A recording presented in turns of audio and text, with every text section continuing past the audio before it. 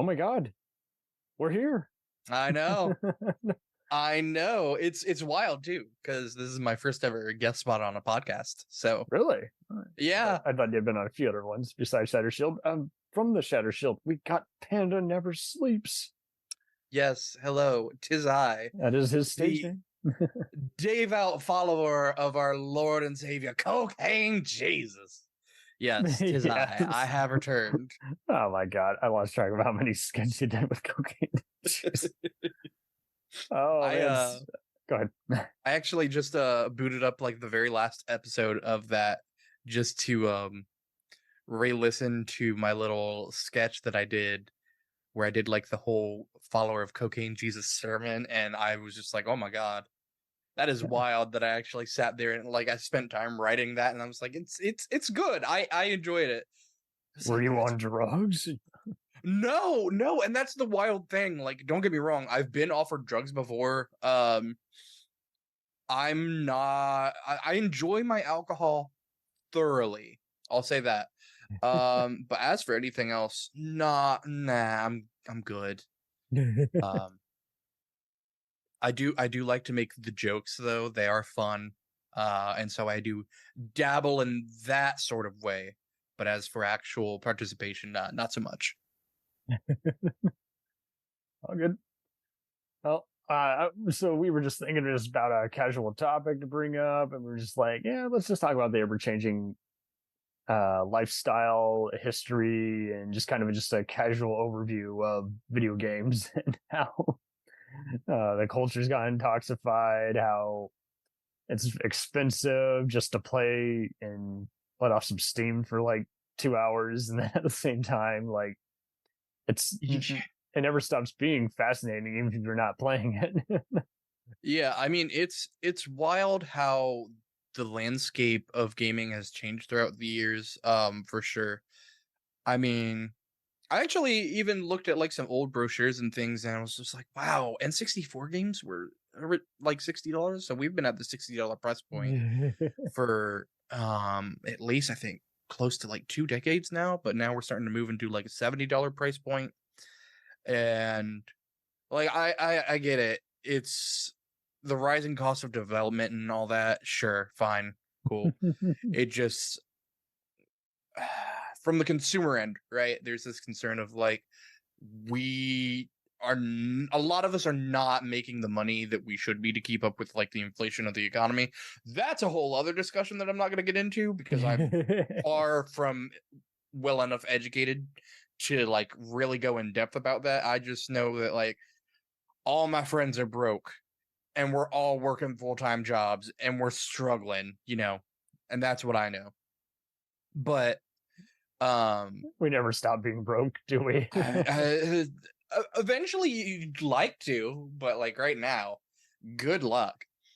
But like I am someone who really enjoys a lot of nostalgic gaming, and so there's a lot of like retro sort of stuff, or what I guess now to like up and coming gamers as they're like dealing with like the Xbox Series X and the PS5 and the Switch, right? What would be considered like these are the consoles that they're growing up with now, right? These younger generations. But for someone like me being like 31, right? My first console was a Super Nintendo. And even like having played games throughout my entire life, I transitioned. I was very heavily a Nintendo kid growing up. So it was like Super Nintendo, N64, and GameCube, and then eventually we ended up getting a PS2, and then a 360, and that kind of expanded my horizons a little bit that way. But like it's really interesting because as I go back and I try to like reclaim bits of like the nostalgia and my memories of childhood gaming and such, you start looking at the cost of it and it's insane sometimes. Maddening in some ways, kind of, where you're just like, no. I'm like, I understand why it's this much, but I also want to fucking scream. Um, I was actually earlier today. I went out to a local game store and participated in a Mario Kart Double Dash tournament where I tied for third, so I'm not mad. Um, Although I did get absolutely wrecked by some horrible RNG that could have made the difference and put me in first, but we're not gonna go into the details of that. It just blue shells are awful. Nah, they lived up to their reputation today. Um, but while I was waiting for the tournament to start, this is a store that very much specializes in almost sort of the like collector's end of more retro gaming. So they have like complete inbox versions of like Ocarina of Time, Banjo-Kazooie, um, Oh wow. in like these plastic protective boxes and everything. They have a copy of um Ocarina of Time inbox for I think it's like almost $200. Um which is wild, but like you sit there and you think about like this is viewed even today still as one of the best games ever created. Like, yes, of course it's going to have that. It's got the collector status, all that jazz. Uh, I mean, I was even looking at they had a copy of GameCube Legend of Zelda Twilight Princess, which I do have a copy of here at my place, and they were selling it for I think it was like 134.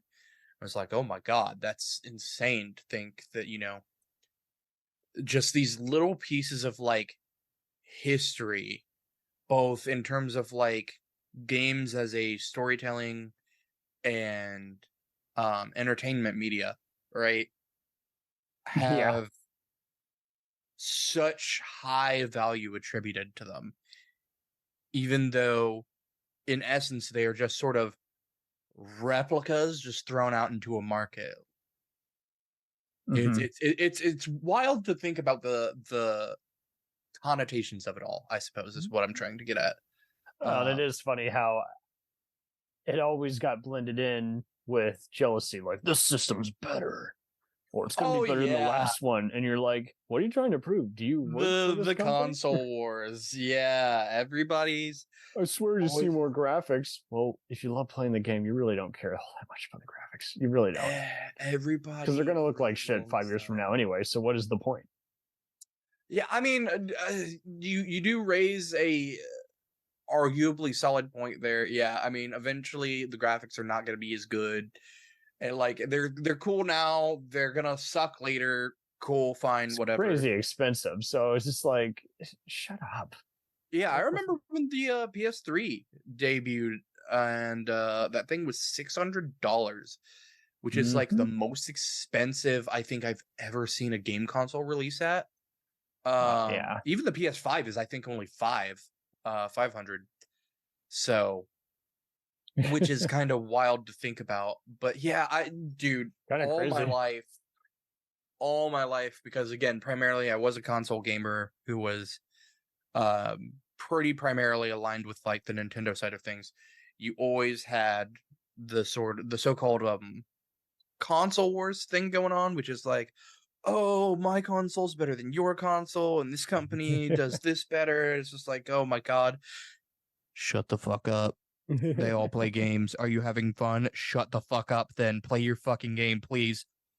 Um, I don't get but it. like, even as semantic as it seems, over these last couple of years, I do feel like there's more legitimacy to the console wars argument Well, in a way. um than there You previously can, was. I mean, you can make a point about anything. It's just, for the most part, you would get it bottled up with snobby McSnob snob, snob snob snob. You know?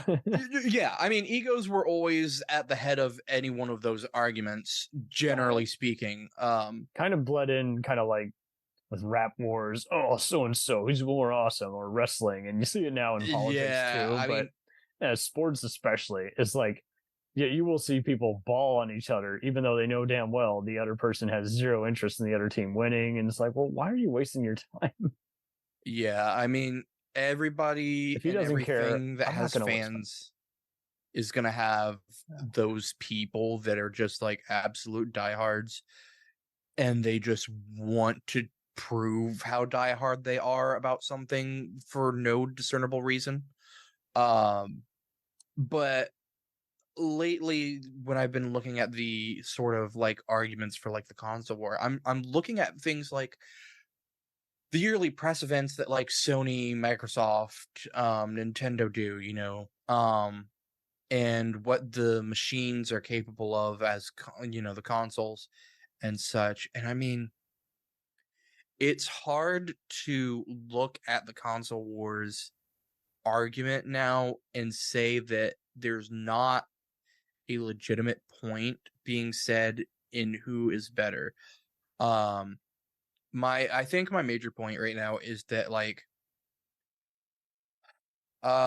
so Sony's always been like the leader in graphics, right? They've always Hmm. been really pushing what a console can do graphically.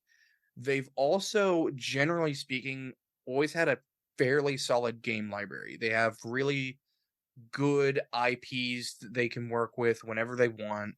Um, Even if they want to bring back classics like Crash, Spyro, um, you know, for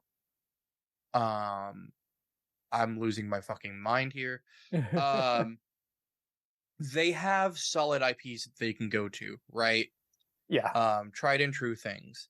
Then you have Nintendo. Nintendo's fan base almost entirely consists of people who are just so infatuated with their core IPs, Pokemon, Zelda, Metroid, things like I've noticed that. that too. And isn't it wild how they'll sometimes kind of like RPG guys talk to you in character and it's like, no, no, no, no.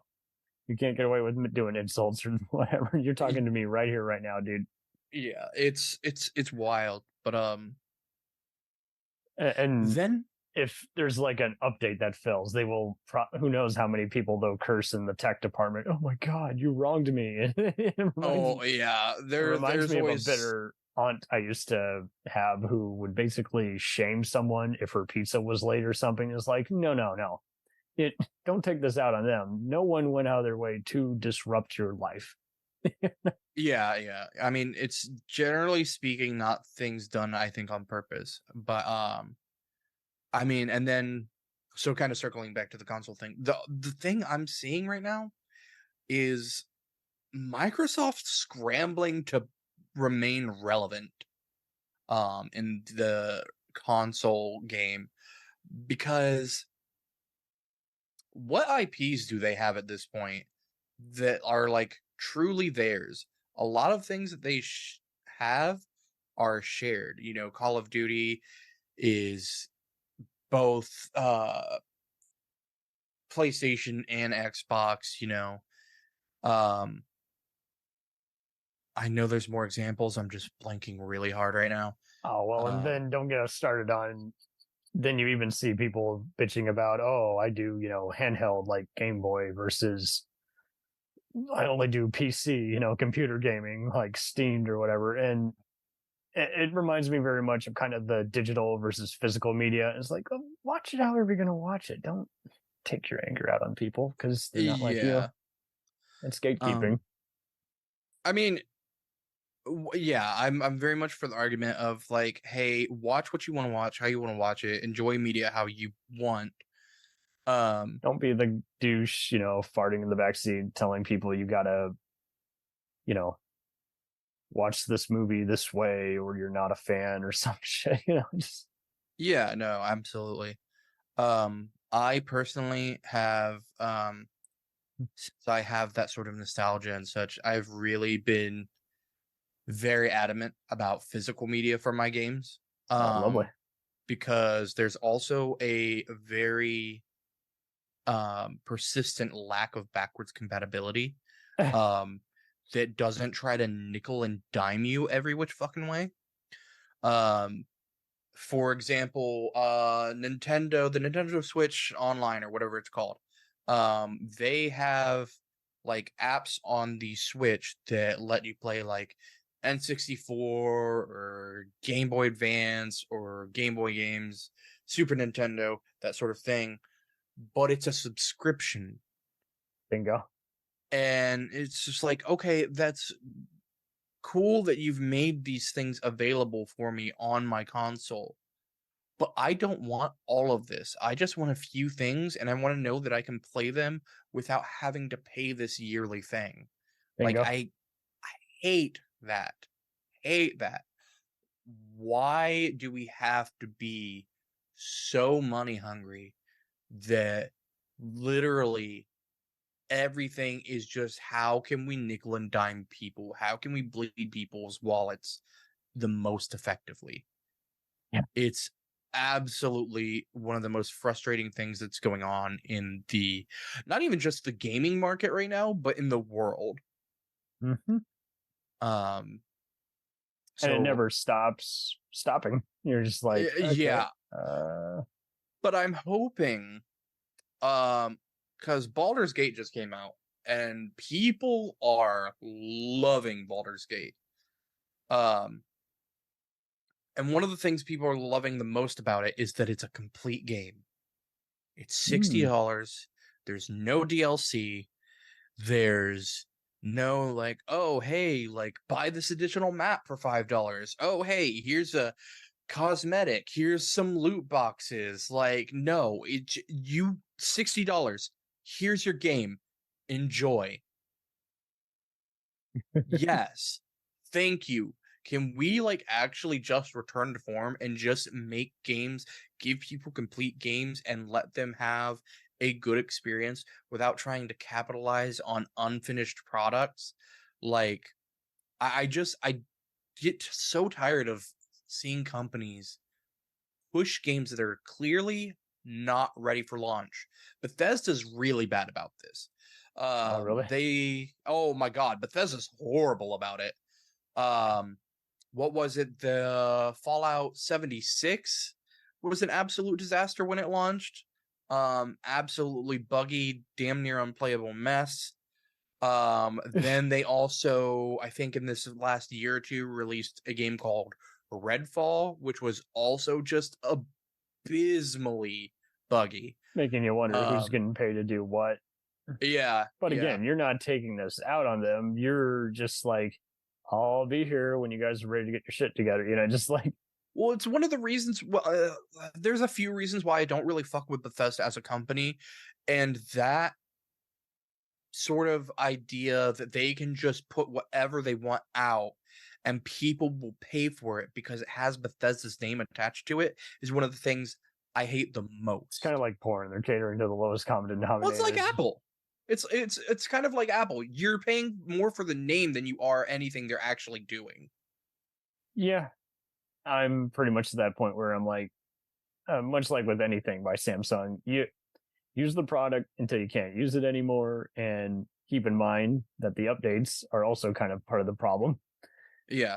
A lot of people don't realize. They're like, oh, you got to update. I'm like, that's part of their mentality. So you pay more overtime Yeah. because you basically have fucked with the product. You made it unusable. Um but yeah, I mean like now it's weird to see because like again having been around in the gaming landscape for as long as I have, Seeing I've how they also act, seeing how they program it. well, because again, I don't really necessarily like have knowledge about like the programming aspects, but like you can tell when a game is made poorly, right? Mm-hmm. Buggy Just in AI. yeah, buggy AI, character models not doing what they're supposed to do, just things like that. But then you also can see like where it's more of an issue of just the company as a whole itself, right? Like we've seen Blizzard go from a company that was absolutely beloved by everyone back in the days of like StarCraft and Warcraft 2 and 3, Diablo 2, Yep. they could do no wrong back in those days. Even into like World of Warcraft, when they really were settling into that, pumping out expansions, every like year or two or something like that, which I never really got involved with the game. I have friends who dedicated their lives to it, but like It can be a it time seemed, suck at times. yeah, I mean, like people seem to really enjoy it, right? I didn't hear people like complaining about like, oh my god, why is Blizzard doing this horrible thing? Up until like these last few years, where they released Overwatch 2 as a sort of way to potentially introduce PvE into the game formula, which is what people had been wanting for a long time, only to then eventually cancel PvE. Then, when everybody was in an uproar about the cancellation of the PvE elements, they're just like, oh, haha, just kidding. We're definitely still doing that. I promise. Please don't hate us. We'll return after these messages. Hey, it's Brent Pope, the host of Breakfast with Brent Pope. You've seen me on some of your favorite TV shows saying things like, give it up, Jimmy. You got to sink this putt to win. On Breakfast with Brent Pope, I sit down with guests from the entertainment world, and we do it all over breakfast. Or should I say Brentfast? Every week on Brentfast, you get inside Hollywood info and tips, great breakfast recs and foodie debates. Most of all, you get the most delightful 30 minutes of your week. So dig in. It's Brentfast time. Listen at Brentfast.com, Apple Podcasts, or wherever fine podcasts are found. Do you ever find yourself thinking about who would win in a fight between Goku and Superman? Hi, I'm James Gavsey, and on the Who Would Win show, me and my co-host Ray ignore anything important happening in the outside world and debate fictional battles between characters from comics, movies, and video games. We got a new show every week, and almost always am I the winner. Yeah, not true, Ray. In the past, we've discussed such matches as Captain America versus Darth Vader, Solid Snake versus the Iron Giant, classic matchups like RoboCop versus Terminator, and even the Muppets versus Sesame Street. That one was crazy. So if you're a fan of geek culture and love a spirited debate, check out the Who Would Win show wherever you get your podcasts, or check us out at whowouldwinshow.com. Blizzard has essentially driven their own reputation into the ground. I was So watching. they're just as bad as Activision and all those other guys where they... Well, they're owned by Activision, or they're merged with. Yeah, and that's kind of where like it went south. Kind of like when a movie studio has a feud and they do the whole, hey, watch our movie anyway, even though it's whitewashed and pissed you off and made a tabloid.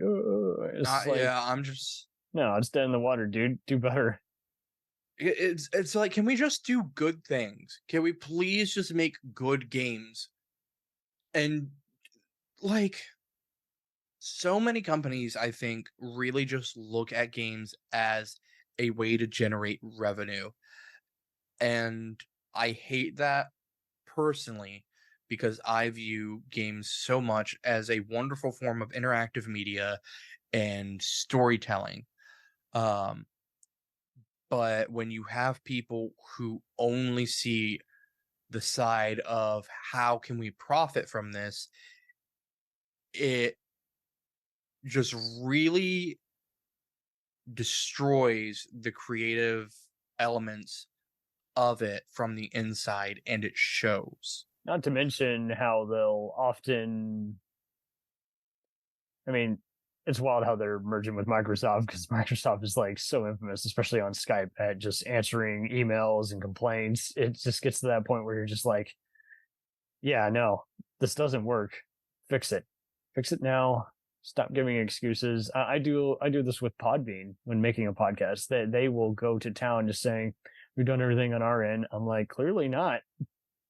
Yeah. Well, the thing is that's going on with like Microsoft, Activision, Blizzard, and more than that, even honestly, is that Microsoft is currently, or at least was, I don't know if it's still ongoing, because I haven't kept up too much with it, but Microsoft has essentially tried to buy up as many game studios as they can in an effort to strengthen their pool of developers and such, So that way, because one of my biggest complaints, and this is something I was going to bring up with sort of console wars sort of ideology, is that Microsoft struggles in terms of its game library. If you were to talk about the game libraries of either Sony or Nintendo, you could list off 5 to 10 games probably off the top of your head that are iconic to either side. What things can you genuinely attribute to Microsoft as being up to the same caliber as that? Because I can only think of like maybe 3 things, which is Halo, Gears of War, and Titanfall. Which are the 3 things I hear so often. Yeah. Not to mention just seeing just nonstop just anticipation and corporate media saying, hey, this is going to be great. And then that does them no favors because you're just like, you're lying liars. Yeah, I mean, there's always going to be overhype in any sort of industry where excitement for something is the driving factor for profit, right? Yeah. I mean, it's how you sell movies, it's how you sell concert tickets, it's how you sell games. You have to get people excited about something or they're not going to care. And the only thing worse than something being bad is something being mediocre. That's something I've said on the Shattered Shield before. Because if something is bad, right, that is still something to talk about. But if something is so mediocre to the point where it's not even worth talking about, then it ends up being lost to obscurity forever. And that's it. That's your legacy. Your legacy is nothing. So, and it gets to that point where you're just like, I have given you more of my time than this deserves. Yeah, exactly. It's just like the people who made this game clearly made it and they didn't have their heart in it. Why would I ever want to keep this in the back of my head as like a thing that I care about? I don't. They didn't care when they made it. I don't care to play it. We're done. No kidding. And it eats you up after a while because you're like, wow, what do I value more, time or money? Either way, I can't get it back. Yeah. But then it's wild too, because like you see every once in a while like a game that has potential, and it's not even that it's badly made. It was maybe just poorly executed and it didn't have the hype behind it that maybe it should have.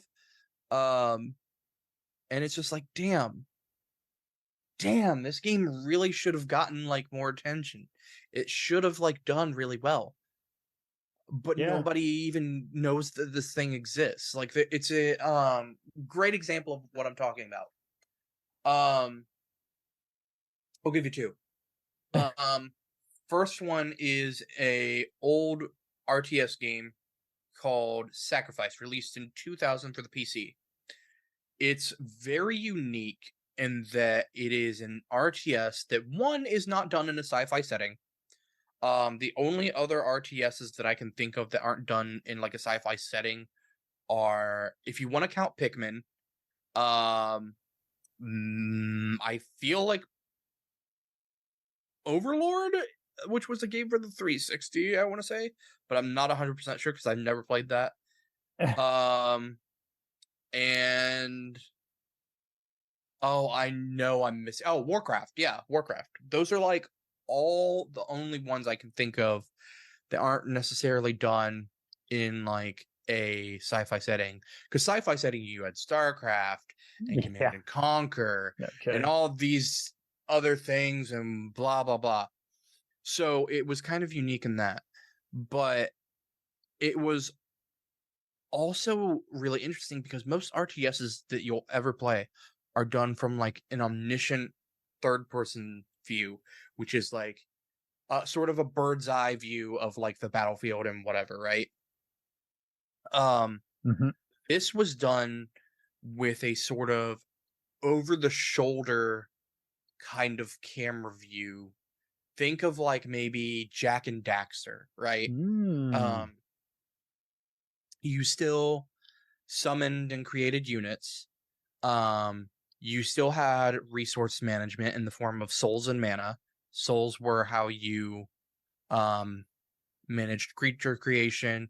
Mana was how you would use your different spells to, either attack, help defend, create a structure, whatever. There really wasn't even that many structures. But it had a lot of really unique creatures. Had a fantastic, absolutely fucking fantastic all-star cast of voice actors. It was most notably you had Brad Garrett and you had Tim Curry. Yeah. I miss those too, especially now that they're finally embracing it more. It's kind of become like Avatar where they use motion capture. I mean, I still look forward to seeing what a new Call of Duty game looks like, regardless of whether I play it or not, because it's clear that the talent is there, and yet the distributor is just being a prick. I mean, yeah. Not respecting. I mean, you're always going to have like issues with like publishers wanting certain things. It's really not too different from Universal. That there was an infamous article and they tried covering it up unsuccessfully, where they basically just acted like, oh, no one thinks sci-fi can be good, and then lo and behold, they got hit shows on their network like Stargate and Battlestar Galactica. Yeah. The fans were outraged because they were being belittled in that statement, and it was like, well, what? How do we even get here? Like, HBO would kind of do that once in a while, where they would be like, we don't really like our programming, and it's like, oh, own it, dude, own it. Yeah. Why even say that? Own it. Yeah.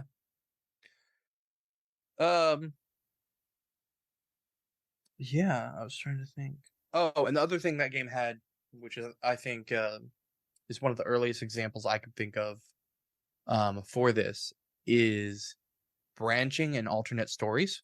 Yes, side quests and just other stuff that you can do, but there's no hurry to do either. Well, it wasn't so much a side quest thing. It was no matter what, it was always, I think, 9 missions in the game. But in the early game, so how it works is like there are 5 gods that your character can choose to align themselves with. I think it's after like 4 missions.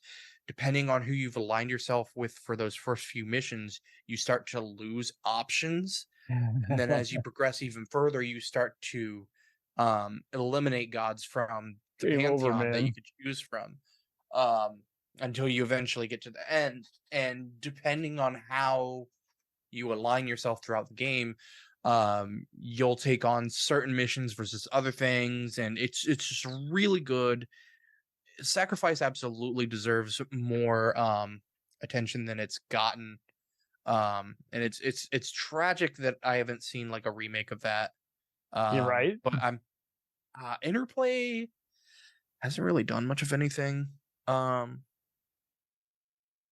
in a long time. I remember seeing an article some years ago about how like I think their entire IP catalog was up for sale.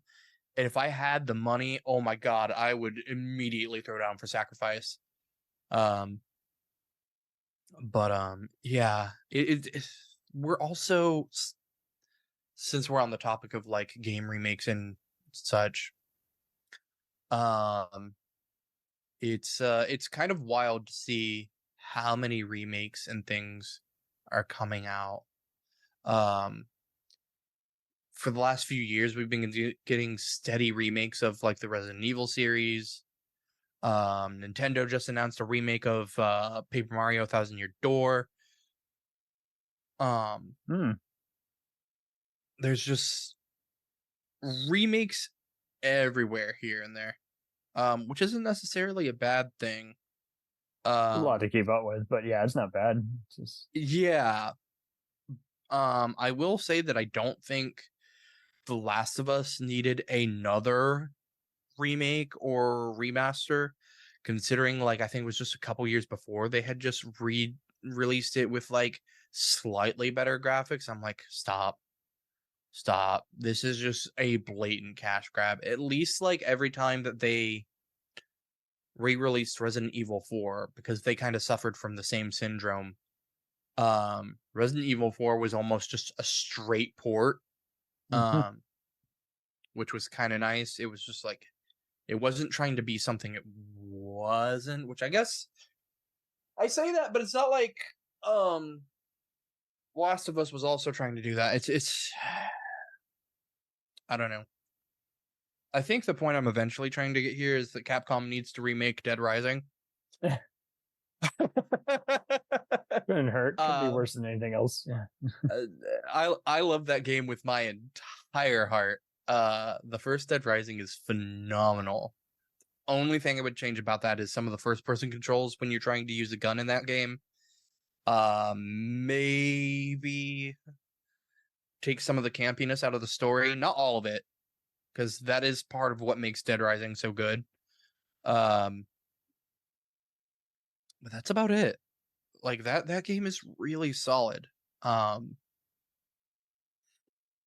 It's so rare because there's so many other games where you look at it and you're like, yeah, as you start to look back on like some of the games, you're just like, this is not as good as I remember. But every time I play the original Dead Rising, oh yeah, the AI. That AI for the survivors needs to be fixed. Oh god, it's so bad in the original game. They improved it some in Dead Rising 2, but it's not that much better. That's a shame. Yeah. Just like, hello, I am a survivor. Watch me go hug the zombie. The fuck? What? Yeah. It's not gonna work out. But yeah, was there I've been rambling for a hot minute now. I think my main issue is, how do we detoxify the gamers? Because you just seem to always just encounter ones who are... It goes back to bullying. The first sign of bullying is often insecurity. And sure. How do we get them to just kind of realize, hey, no one's attacking you, but we're feeling attacked by you guys? I think it's just something that's going to come with time, and I don't think you're ever going to necessarily get rid of it completely. I think it, to a point, comes with anything that sort of has an air of competition to it. You really saw like some of the worst of it back in the days of like Xbox Live. That was wild times, absolutely, truly wild times, because that was when online play was first getting introduced, to consoles, and it was a brand new world to them. Cue Aladdin and the flying carpet. So it seems like these are systematic issues. Like, in a way, they don't really want them to be fixed. I don't say... I don't want to necessarily say that companies don't want them to be fixed. Because, like, it's an easy fix to a point, right? Because look at what Nintendo has done. Nintendo has made it such a pain in the ass to do anything with voice chat that it's just better not to deal with it as a whole, right? And that's one way to solve it, is just put enough obstacles in the way of something to where it's just so much less of a hassle to not engage with it, right? You could do that. I think that sucks. I think it's awful. I think if you are trying to build a presence for a game that runs online, that why would you hinder yourself like that? I really just genuinely believe that, like, there's always going to be some level of toxicity in everything. No, it's good to know, because, it just seemed like for a while everybody was just complaining, and it's like, well, what would you do differently? You can't do it differently. I think the bigger issue right now with the way that things are so toxic is that everybody feels like they need to be the best in all the games they play. Yes. It's this weird sort of idea that if you're not like professional grade at a game you play, then you are the absolute worst. You are not worthy of playing the game. And I think nowhere is that more exemplified than in League of Legends, which I did used to play. And even coming from a background of like very heavy like Xbox Live use, right? Where you would Yeah. get called some of the most heinous things you've ever thought of. Oh, and yeah. then many other things that you couldn't Sometimes by an dream of. 8-year-old. Oh yeah, it's absolutely Like, it was where are your the parents? Wild West of console gaming was Xbox Live. Oh, Genuinely. And then you hop on like League later on in life and you're just like, "Oh my god. This is actually insane." You know, you make a slight hiccup and people are literally telling you to kill yourself. yeah. It is the most insane thing on the planet, and I'm just Right. like, Get raped, get assaulted. And it's like, oh my god, dude. why are you like Just a- this? Like, I don't think they know half the time because they're either imitating the prick next to them or they're, like you say, yeah, I just insecure. genuinely think people don't actually know better. I think there's a lot of it that comes from like just genuinely this age of shock content on the internet. A lot of it was Definitely. like in the like late and mid 2000s and onward, like the sort We of were like all laughing at homophobic jokes or other remarks where we were like, whoa, sure, yeah, someone got because like hurt. Oh my god. yeah, again, even that was like kind of the wild west of the internet days. You know, YouTube was just becoming a thing and like people didn't really know like how powerful that would be. And I think a lot of it is just people didn't know how to handle all of this new information that was coming at them all at the same time in all of these Mhm. massive waves. So everybody just kind of adjusted or tuned out entirely. And unfortunately because of that we've gotten some wild things, but I think genuinely the biggest thing in terms of gaming is that we really need to pull ourselves back from this idea of I have to be the best at all of the things that I'm doing, and anyone who can't keep up with me is lesser than. And if I'm not better than everyone else around me, then I'm lesser than. It's just this horrible ideology. Play the game because it's fun, not It goes because back to sports ideology. Is like, I must be the best. I must kick everyone else. I must wipe the floor. And it's like, well, who are you trying yeah, to prove and this to? Are you trying to get laid? What? It's that's not the even for that. thing. Here's the thing, right? For the people who are getting paid to do that, yes, that makes sense. I understand that, like, you're getting annoyed if you're not winning matches, if your livelihood literally depends on you winning. I understand. But Tom in his basement playing his 5th match of League Ranked today and losing 3 of his 5 matches, homie, you're not doing anything with that. Mhm. Breathe.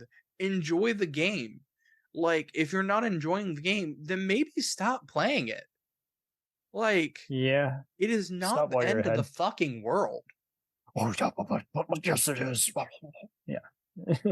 Like, I hate it. I don't want to say esports killed fun in video games, but like,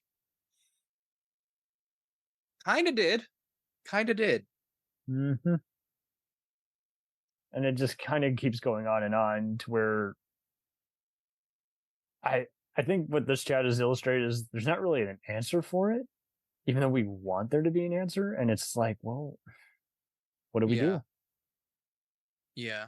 Because it's kind of like, I don't know, if you're in like an elderly care facility and you don't have the funding and you don't have people who really want to help them get better. It's there's a lot of everything really, and it kind of gets to that point where I'm just like, hey, like we're going to be here at the same place we were when we started here if we keep just not like addressing the problem. Yeah.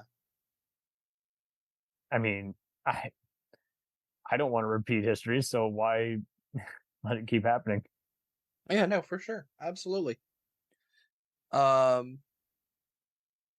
yeah, was there anything else you wanted to touch on? Predictions, I guess, like on not necessarily what's going to be a bigger area, but more just like, what do you think is going to become just kind of more of a trend, if you will? I'm really excited to see where VR technology goes in gaming. There's a steady climb into that becoming a more like viable thing. I struggle with VR gaming because I do get motion sick from it. I can play Beat Saber without much issue. But I tried playing Minecraft VR for like 5 minutes and almost threw up. It was a wild experience. Oh, I bet. But it's even funnier because like I don't get like seasick or like have an issue on like boats or anything. But like on the playgrounds and things where they have like the tire swings that spin and that sort of thing. Oh god, those do horrible things to me. So I'm just like, if it spins, I'm not getting on it. I feel like half the time, all our stuff that we're talking about is more often than not it tends to be kind of just go on the swing set, go on the playground. Yeah. And I mean, I see that more often than not with people watching movies. They'll complain, "Hey, I'm just trying to put something on and not have to entertain my kid until it's time to make dinner." So I feel like a lot of people are mixing in their spoiledness with, I don't know, it's just kind of the equivalent of people going to an event but really not wanting to be there. And it's like, well, no one forced you here, but they feel like they had to be there. They were guilted, and it's like, no, stop. No one has to be blamed for anything. No one has to be damaged. No one has to be hurt. I mean, almost all these fitness and health gurus are pretty much just saying, if you don't want to do it, then don't do it. Value your time. Yeah, no, absolutely. And I pretty much will sometimes even have to stamp my feet down if my brother wants to put on certain music or my sister's insisting I go see this movie. It's like, I just say, no means no. I've carefully thought this out. I can live with this. You have to live with this. And again, I mean, I'm learning a cool trait now. I do therapy once a month just because it's good to set some life goals with better hope. Yeah, sure. But the one thing I like is there's assertive communication where you validate the other person and while validating yourself. So instead of saying, no, I told you before I can't make that wedding, or I don't want to care for your dog this week, it's like, okay, how about I help you out next week? Because as I said before, this weekend is bad. Boom. Or, hey, I know you're really feeling it here, but I'm not. So maybe how about we meet each other halfway? How about we find another thing we're both tempted to see, instead of just elongating it, or because most of the time it would kind of be an argument or a conversation or dispute like this would turn into just someone got hurt. Like I shouted the other guy down and we went to this. One of us was still wanted our time back or went there just so the other guy would shut up. It shouldn't be that way. It should be, well, I'm not feeling it, man. How about we try this? I want to be there for you. And it's almost kind of like when you see schools that are in disputes, who's at fault? The teacher who's not being creative with their teaching skills, or the students just refusing to make a tolerable learning environment, and it's a bit of both. Both got to go the extra mile. We've all had that bitchy teacher, and then we've had a lot of shenanigans by guys who aren't even doing pranks. They're just being killjoys. And it's like, dude, we're all here to learn. You're not, but Yeah, absolutely. Um, I make a feel like couple. games could be that way too, because there's plenty of guys. Have you ever met any gaming programmers? I wouldn't be surprised if some of them don't even game anymore just because they live it. I to my knowledge, I have not. Kind of like entertainment professionals. Yeah. Um, but I mean, there's a chance I have, and they just haven't mentioned it too. So who fucking knows? Um, I will go ahead and make a couple more. I guess prediction things. I guess real quick. No, that's fine. Like I said, this is just a laid back kind of casual chat. But I mean, what I've always liked when you've done the TV recap is you're predicting what you've forgotten versus what you haven't seen, and that sort of predicting is kind of gone now too. I see it often only in the form of clickbait, and it's like, oh, okay, whoa. Yeah. It used to Yeah. be legit, and now you're marketing this to the lowest common denominator. And what's Yeah. funny is snobs who know it's bullshit will go on there too just to bitch, and it's like, I can't stand that. That is back to where stage one of unpleasantries, or just conversations that didn't even need to be initiated. Because I mean, the Young Turks joke about this when they're talking about a congressional session. And you're like, yeah, they went and did their usual kabuki theater, and I'm like, oh, so nothing got done. And I feel like a lot of these gaming development stations are just as bad as movie stations, where they're heavy-handed, guys with their pockets lined, and they don't really have any investment in this. It kind of reminds me of the whole George Lucas line where he said producers are not filmmakers. I'm like, interesting, because Yeah. there are some who, like Ron Howard, Spielberg, and Scorsese, who have tried producing stuff just to help the little guy out, or just because it was easier to negotiate that way. Sure. Yeah. And it's just interesting because there's some people who produced all their life and had a good track record, but then you see other people with lousy statements. You're like, I don't even watch my shit. I'm like, whoa. Yeah. I don't know how much of that. How much would you say is someone is too close to their material versus someone's just being a turd? I feel like Because we talked about most of these clowns, but I don't really. I feel like in terms of gaming, like it's kind of hard for someone to be too close to the material, because there's so much that happens behind the scenes there, especially on like the writing side. And then you have like, well, we have these puzzles here and all this. There's a lot more that goes into that sort of thing, because gaming is an interactive media.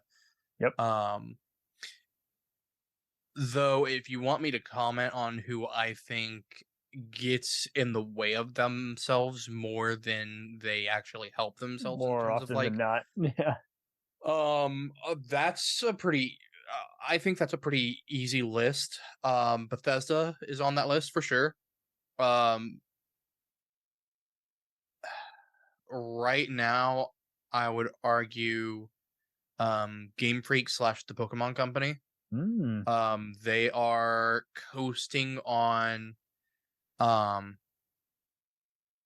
long-term success rather than actual quality. Rather than getting it done, just more just kind of talking shit in the background. Yeah. If you look at Pokemon Arceus and Pokemon Scarlet and Violet, they are both graphically just not unpleasant, just you could easily imagine these games running on a PS2. Right? Oh my god, there's so many where I'm like, where'd the budget go? It's kind of like when I see a movie and I'm like, yeah, this went to the stars and the director's flat rate because nothing happened here. Yeah, and at first a lot of people were blaming how these games were running, because Scarlet Violet was also a very buggy mess. I don't know if that's been fixed through patches or anything. Well, that's just it. We can't even keep up half the time because it just goes so fast. I mean, here we are already at a PS5, but how many people are caught up, and still playing their PS4. I still have a PS free. I don't, Yeah, yeah. Um, how do I catch up?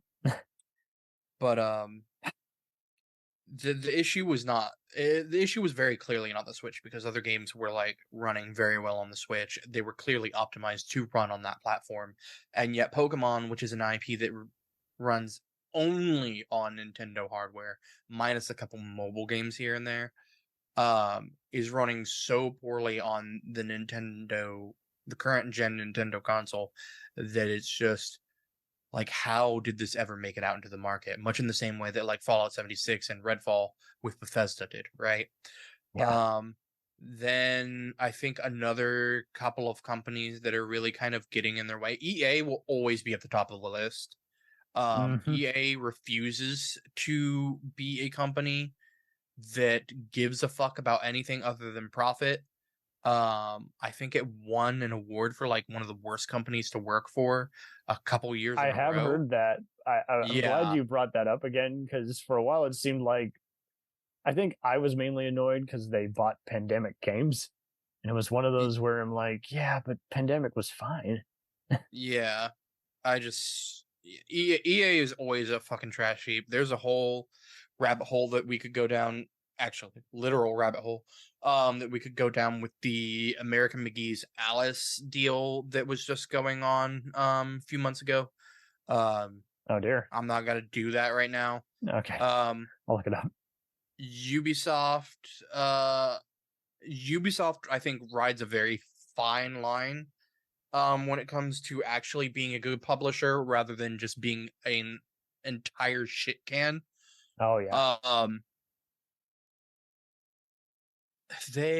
I want them to stop making Assassin's Creed games.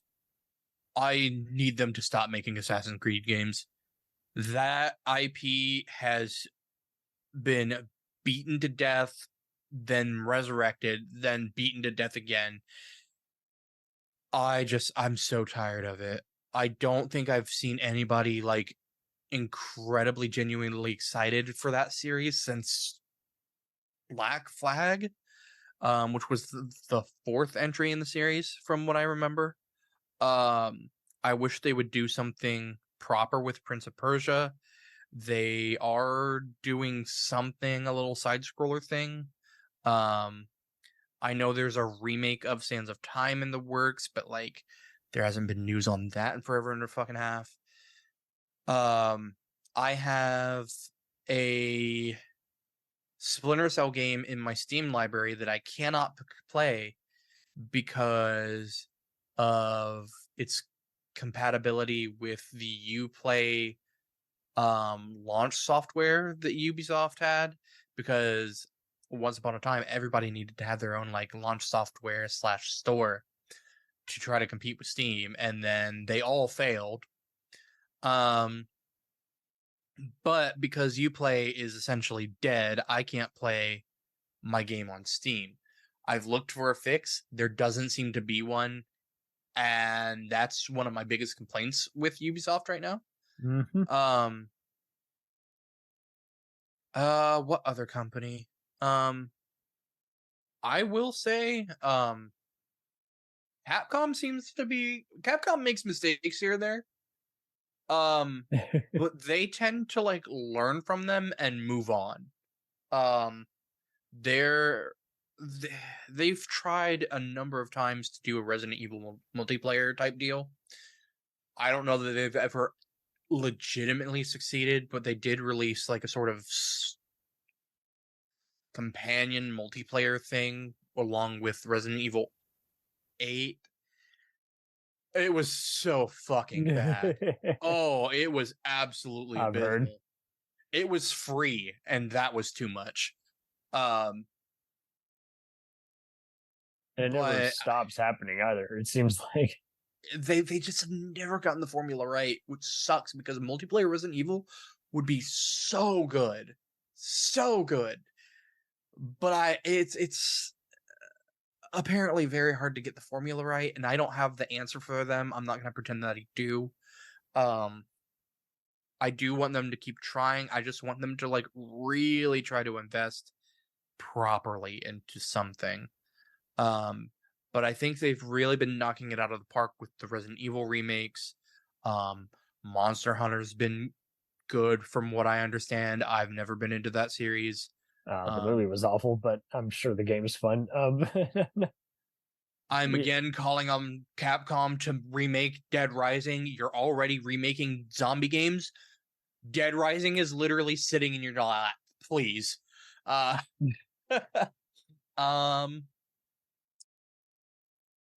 than that, I will give a shout out to my favorite indie studio, Supergiant Games, who I've played 3 out of the 4 games they've released,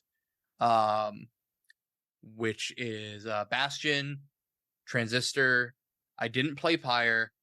I played Hades, and I'm very excited for Hades too. Everything I've ever played by them has been a just absolute blast. That's good. Fantastic. They literally can do no wrong. If there's anybody out there looking for like a cool indie studio to invest some like time into, pick up some games from, Supergiant Games. Supergiant Games is so good. But yeah, I think that's about all I can. Oh no, you've summed up some highlights there, and I do applaud you for also just kind of reminding everybody, hey, that this didn't happen overnight. Oh yeah, I mean nothing ever does. It's we literally like to think, Rome was though. not built in a day. Yeah. And neither was the current state of gaming. Like, it was numerous small decisions here and there that shaped how things currently are. And that's what I think people have to be mindful of going forward, is that, yes, this thing over here may seem like an insignificant thing, but if you leave it unchecked, it can turn into loot boxes,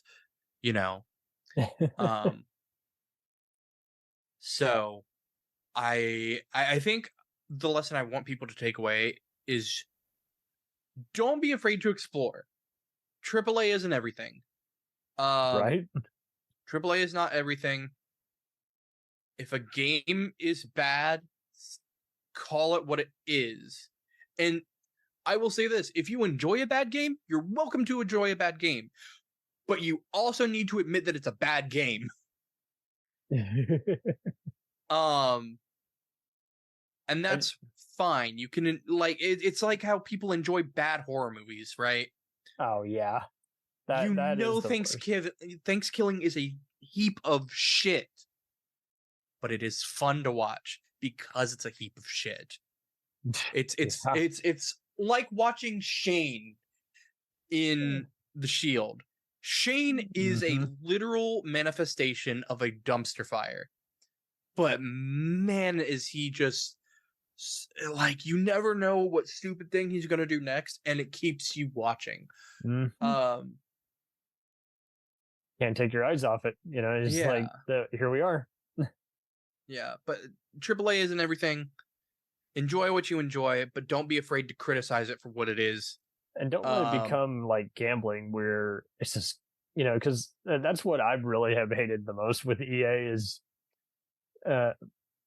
just seeing so many of these guys just milk it, where if you want to win, you got to buy all these characters with actual money.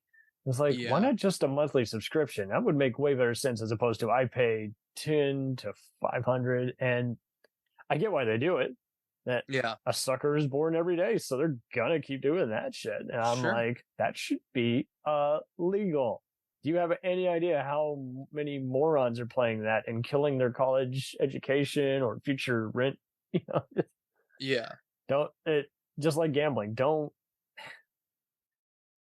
invite all, because you end up having to involve more time just, asking people for down payments, and just, I wouldn't be able to sleep with myself knowing that I'd wrecked a bunch of people's lives. Yeah.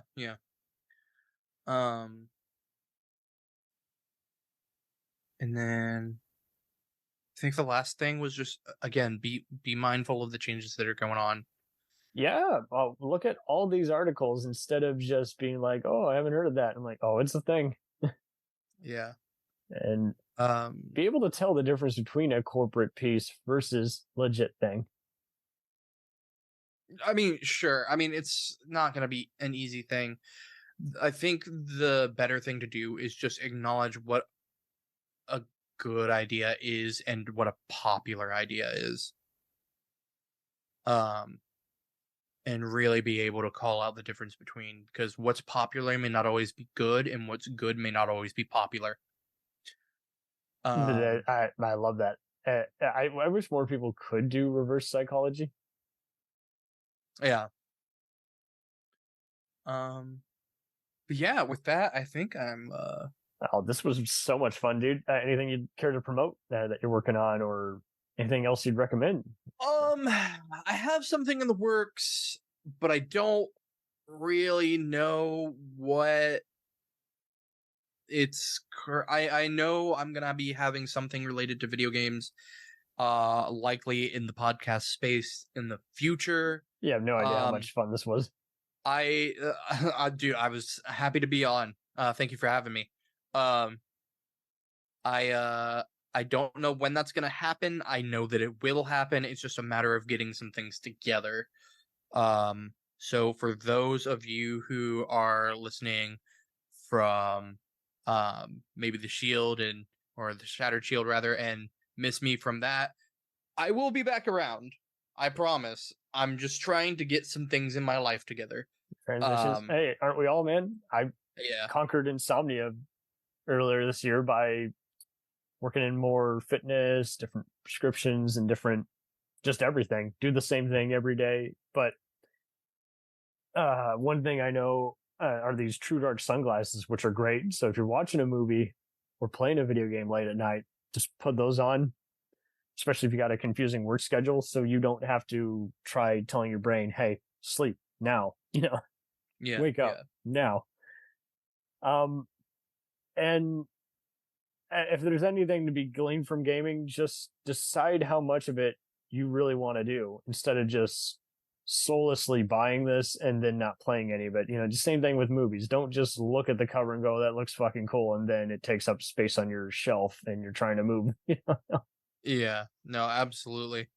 And I mean, I guess to close this out, I mean, two things you got to do just to encourage just a more positive gaming community. Yeah. I'll come up with one and you come up with the other. Ask yourself who is really truly your friend and who is just someone who you're talking to who's wasting your time. I would say just let people play what they want to play. There you go. Like, don't gloves off. Don't gatekeep gaming. Shit, no the shit is for everyone. Even the bad shit. But yeah. So okay, wonderful, man, wonderful. And I'll keep you posted when I post this bitch. And I was surprised when we were saying, hey, we're gonna get rowdy, and then we didn't really get too rowdy, but that's fine. Oh yeah. So sometimes I take a more comedic approach to things, but like we got this, deep. I guess. Yeah, I got a little like more deep into the conversation. Which is fine. That's fine. Yeah. It's like there's no gatekeeping on this, no gatekeeping on a conversation.